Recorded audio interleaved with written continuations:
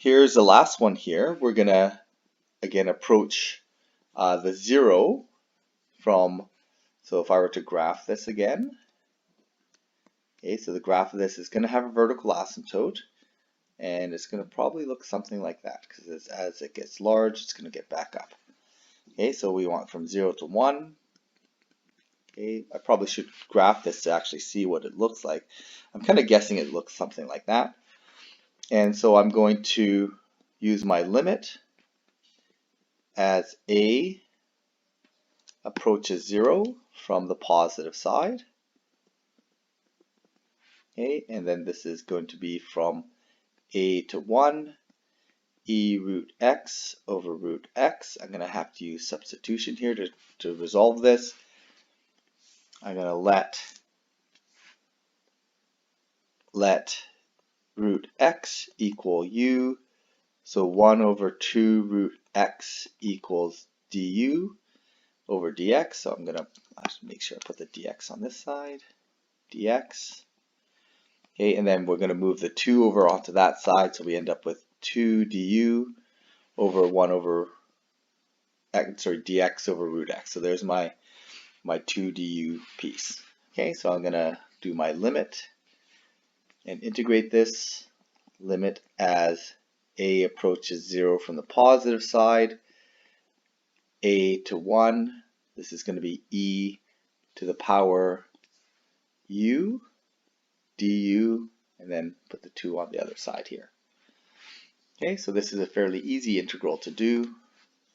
We end up with limit as a goes to 0 from the positive side, 2e to the u.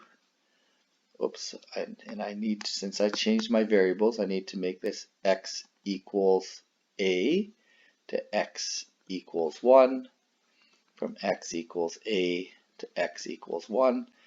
I want to get rid of that x equals, so I'm going to change it back into x's.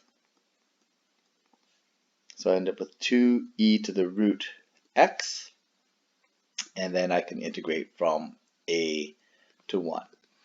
Okay, so plugging in now, I end up with 2e to the 1 minus e to the 0.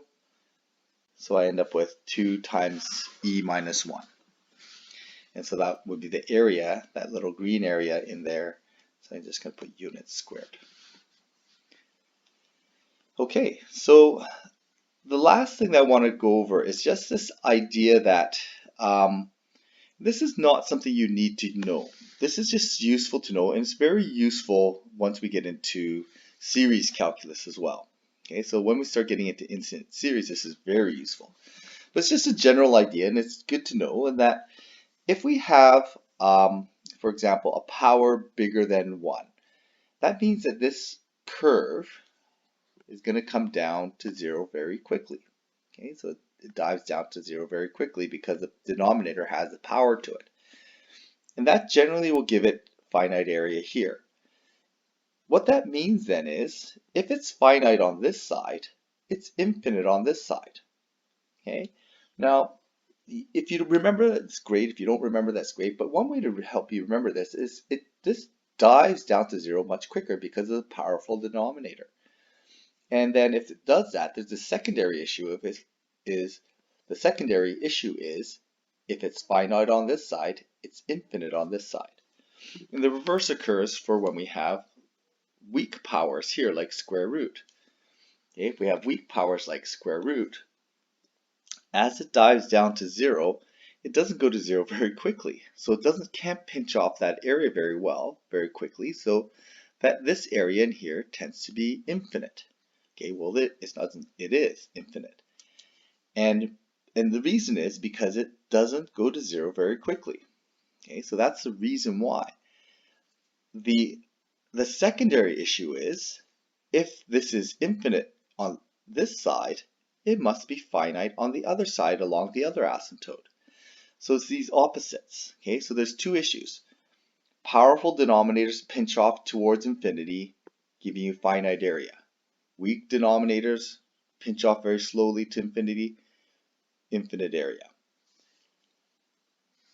A secondary issue is, if it's infinite on one side, along the x, it's finite along the x, it's infinite along the y. If it's infinite along the x, it's finite along the y. There's one exception, is that 1 over x function, but that one again is a special one because that is our boundary function.